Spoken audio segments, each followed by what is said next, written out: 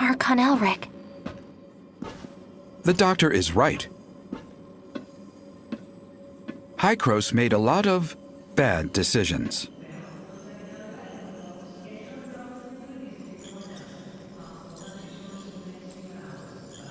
We saw how the cataclysm ripped through the world, and we tried to fight back. But it was all in vain.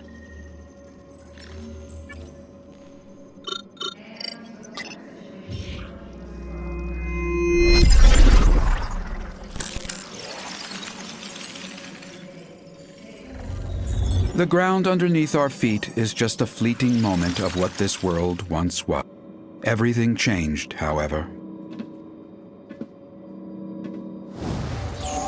We discovered Omnium, and we took it. We discovered Omnium, and we took it. We childishly thought we could control it. We childishly thought we could control it.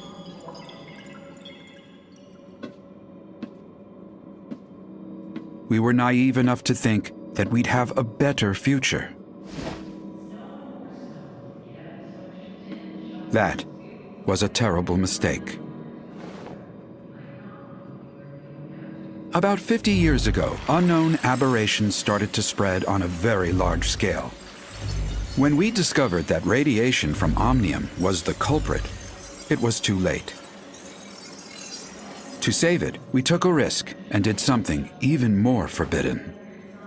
We tried to affect the space-time structure with Omnium so that it could wipe the timeline and go back in time. We failed. We are abandoned by time.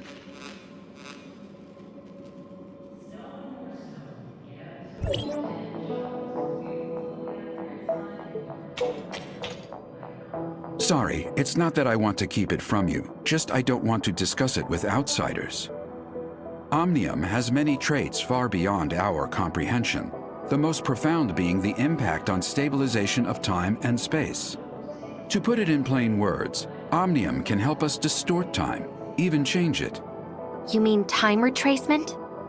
That's just the most obvious aspect, involving dialing the present point on a timeline back to the past. If you could find the nexus on the current timeline, you can change events to create a new timeline. Dr. Claire mentioned this to me before. She and her husband, Loon, were both senior researchers in Hykros once. They're expert in the field. And I was their project manager. We worked together for a long time.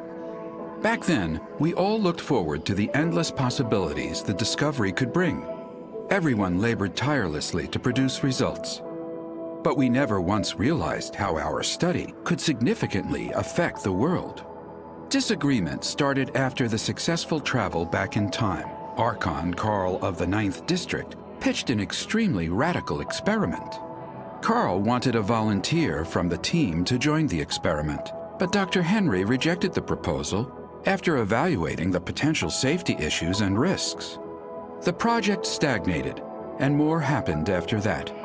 Anyway, Carl eventually convinced Dr. Henry. Also, they found Claire's husband, Lewin, without acknowledging her, and convinced him to volunteer himself for the experiment. And the experiment failed? That's right. The incident 50 years ago threw Lewin into the turbulent river of time. As for Claire, she chose to leave. Now I understand the doctor's attitude toward you.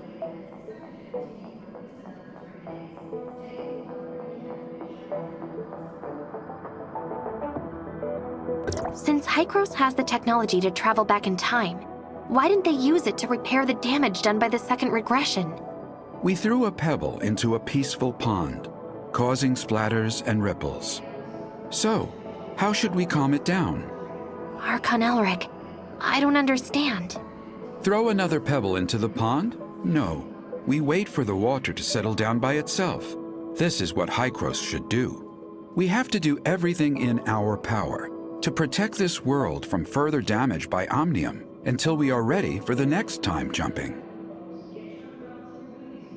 Can you explain what exactly is the cataclysm? I feel more comfortable referring to that incident as the second regression. It was a bold attempt, but we failed. After the first time jumping, we conducted a series of more in-depth research and experiments. We also built multiple chrono chambers.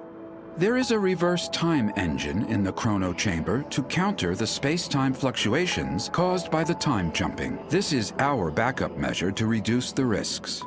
You've seen what happened afterwards. The Omnium radiation leaked out and triggered a series of uncontrollable events. To prevent this disaster, Carl decided to conduct the second regression. It failed due to multiple reasons. The space-time turbulence wreaked havoc on our world, devouring our lands, cities, even whole civilizations disappeared. You mean the space-time turbulence erased most of the land and civilization? Or we are the ones that were erased. We were isolated from our world. We overestimated our understanding of Omnium. Our hubris and arrogance destroyed us. How did the time jumping fail? According to the remaining monitoring data, someone tampered with the default parameters while the time engine was activated. So it's not an accident? It's the heirs of Ida. They are not a bunch of simple-minded, anti-Omnium rioters. The sage probably has a deeper understanding of Omnium than any of us.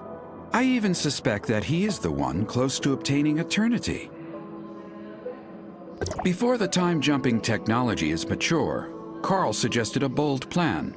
If we could return from a particular point in time, or even make changes then, in theory, we would be free from the constraints of time itself. We could be any time, any place. Causality of time would have no dominance over us anymore. There would be no past and no future for us. Only the present. Now is forever. So that's why you and the doctor keep talking about things that happened half a century ago. Yet you still look young? That is right. Our time has stopped in the past, while yours still flows. Is that what Carl had in mind? The control over time is the control of everything. However, what Carl wanted never came to pass. We didn't obtain the eternity. Instead, we became its prisoners. We are from the past, a mere moment in the vast time, and can never escape.